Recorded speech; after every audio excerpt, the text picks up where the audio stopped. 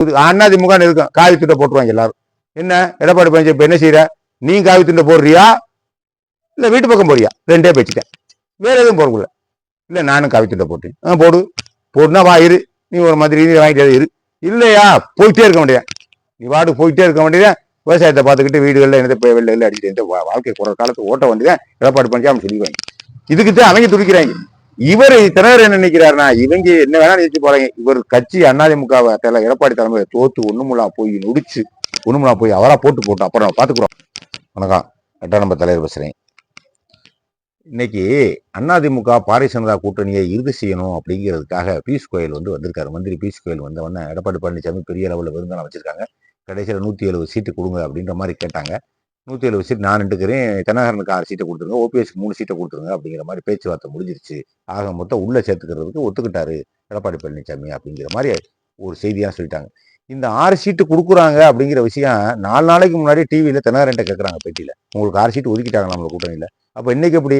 இன்னைக்கு பேசினா இன்னைக்குல வரணும், அப்போ 4 நாளைக்கு 6 நாளைக்கு முன்னாடி எப்படி வந்துச்சு அந்த செய்தி? ஆக மொத்தத்தில் அவங்களுக்குள்ளே பேசி ஒரு 5 சீட்டை கொடுப்போம், 6 சீட்டை கொடுப்போம், 6ல் 6 சீட்டை கொடுத்தோம்னா 6ல் 4 தோத்து போவார், இன்னும் 2 ஜெயிப்பார், 2லையும் அதோட நம்ம வச்சோட தான் ஐக்கியமாயிருவோம், தென்னாயிரம் மட்டும் தனியாக இருப்பாங்க அப்படிங்கிற மாதிரி அவங்க ஒரு கணக்கு போட்டு கொடுத்துறாங்க. ஓபிஎஸ்க்கு அதே போல் 3 சீட்டை கொடுப்போம், 3 சீட்டு மயனுக்கு மட்டும் ஒரு சீட்டை ஜெயிப்பார், மற்ற 2 பேர் தோத்து ஆக மட்டும் அவருக்கு கூட்டம் எந்த கூட்டமே அவர் பின்னாடி போகாது, அதை மட்டும் க்ளோஸ் பண்ணி விட்டுருவோம் அப்படிங்கிற மாதிரி அவங்க ஒரு திட்டத்தை வச்சு அவருக்கு சீட்டை ஒதுக்குறாங்க. ஆனால் இன்னைக்கு ஓபிஎஸ் நாங்கள் இங்கே சேர போகிறது இல்லை அப்படின்ற மாதிரி சொல்லிட்டாரு. தென்னாயிரம் கூட இது நடக்காத வேலை அப்படின்னு அவர் சொல்லிட்டு வந்துட்டார். ஆனால் அவர் முடியான்ட்டாங்க, இவங்க போட்டு மல்லு கட்டிக்கிட்டு கிடக்காங்க பாரதிய ஜனதா வாங்க ஜெயிக்கணும் வைக்கணும். ஆனால் அவர் போக மாட்டாங்க மாதிரி தெரியுது என் பார்வைக்கு. ஏன்னா 5 சீட்டு 6 சீட்டு போக மாட்டாங்க.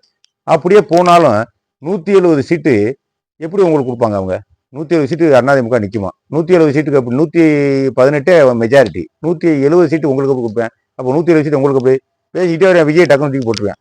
விஜய்க்கு எனக்கு 70 சீட்டு எனக்கு வேணும், 80 சீட்டு வேணும்னு அவர் கேட்பாரு. 70 சீட்டு 80 சீட்டு கேட்டா உங்கள்கிட்ட 70 தூக்கி 580 கொடுத்துரு, அப்போ நீங்கள் 90 நிற்கலாம்.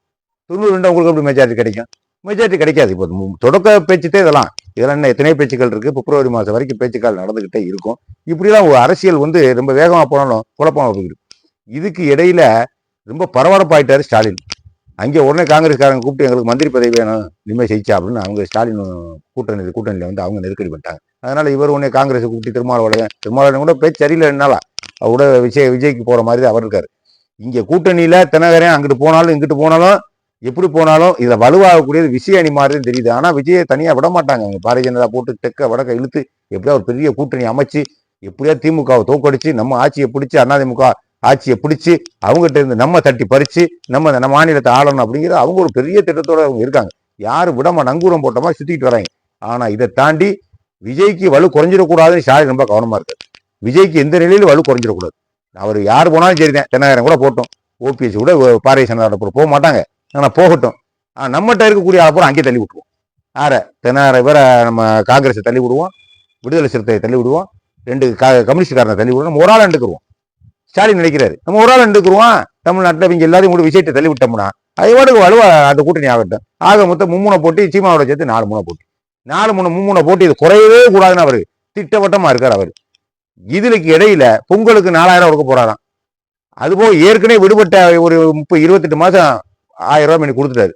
இன்னும் 32 மாசம் வரைக்கும் கொடுக்கணும். அந்த பழைய மாத பாக்கியில இன்னொரு 10,000 போட்டு விட்டா பழைய மக்களுக்கு அதுவும் சரியா போச்சு. கடைசியில் 10-15,000 ரூபாய் ஒரு ஓட்டுக்கு ஆயிப்போம் அப்படிங்கிற திட்டமும் அவரு அங்கிட்டு வலுவாகிட்டே இருக்காரு. பாரதிய ஜனதா 2-3 போட்டியா உருவாக்கணும்னு அவன் துடிக்கிறான். ஸ்டாலின் 4-3 போட்டியை விட்டு குறையக்கூடாது அப்படின்னு அவரு கங்கனை கட்டிக்கிட்டு தர்றாரு. பல வாரம் அரசியல் பிச்சுக்கு அப்படின்னு.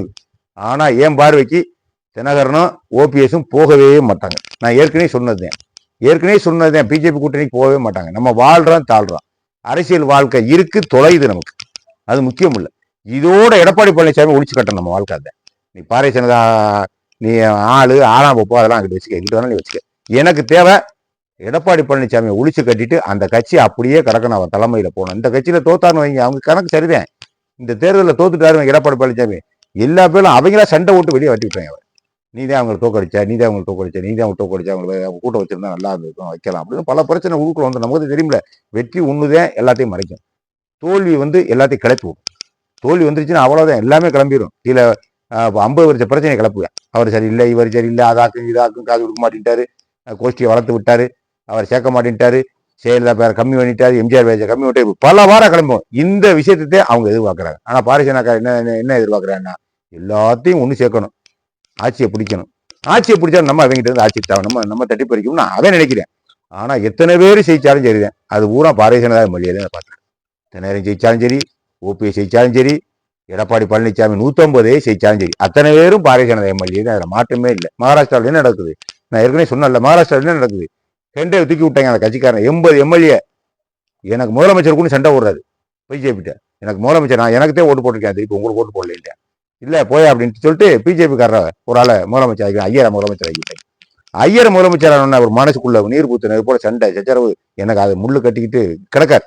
கடைசியில பொங்கி எழுந்துட்டாரு. எங்க சரீரம் வெளியே போயிடும் அப்படின்னு சொல்லிட்டு இவர் வெளியே போக கட்சி கூட்டத்தை போட்ட எல்லாமே கைது விட்டேன். நான் பாரதிய ஜனதா அப்படின்ட்டேன். எல்லாரும் உன் முன்னாடி வர முடியாது, ஹெண்டே சொல்லிட்டேன். நான் எல்லாரும் பாரதிய ஜனதா, சிவசேனா 2 கிடையாது அப்படின்ட்டேன். மகாராஷ்டிராத்துல அப்படி என்னாச்சு, ஒரு எம்எல்ஏ அடிச்சாங்க 100 கோடி 200 கோடி 300 கோடி அடிச்சாங்க. எல்லாரும் இன்னைக்கு காய் உடைய போட்டுக்கிட்டு இங்கிட்ட அமித்ஷா படம் இங்கிட்ட மோடி படத்தை வச்சுக்கிட்டு உட்காந்துக்கிட்டாங்க. ரெண்டே படத்தை தூக்கி குப்பையில விட்டாங்க. அது மாதிரி எடப்பாடி பழனிசாமி படத்தை தூக்கி சாக்கடையில் விட்டுவாங்க. ஜெயிச்சிருதான் பாக்கி. அதுக்காக தான் உங்களை வாழ்வு விட்டுக்கிட்டே இருக்கேன். உங்களை எதுக்கு இருக்கேன் முட்டாளா? உங்களை எடப்பாடி பழனிசாமி முதலமைச்சரை அளவு பார்க்கறக்காக டெல்லியில இருக்க வர்றேன். இரவு போகலா தூங்காம கணக்கு போட்டுக்கிட்டு 15 வருஷமா லூஸாதான் லூஸாங்கிறேன். உங்களது விட்டியே தலையில புரடியில ஒரு அடி. எல்லா பேரும் வெளியே போங்கடா. எல்லா அதிமுக இருக்கும், காவி திட்ட போட்டுருவாங்க எல்லாரும். என்ன எடப்பாடி பழனிசாமி இப்ப என்ன செய்யற? நீ காவி திட்ட போடுறியா இல்ல வீட்டு பக்கம் போறியா? ரெண்டே பேச்சுட்டேன். வேற எதுவும் போறக்குள்ள இல்ல நானும் காவி திட்ட போட்டேன். போடு போடுனா வா இரு. நீ ஒரு மந்திரி வாங்கிட்டே இரு.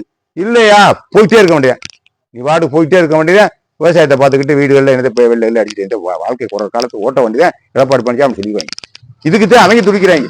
இவர் திணற என்ன நினைக்கிறாருன்னா, இவங்க என்ன வேணா நினைச்சு போறாங்க. இவர் கட்சி அதிமுக எடப்பாடி தலைமையை தோத்து ஒண்ணுமுல்லா போய் நொடிச்சு ஒண்ணுமுல்லா போய் அவரா போட்டு அப்புறம் பாத்துக்கிறோம் அப்படின்னு நினைக்கிறாரு.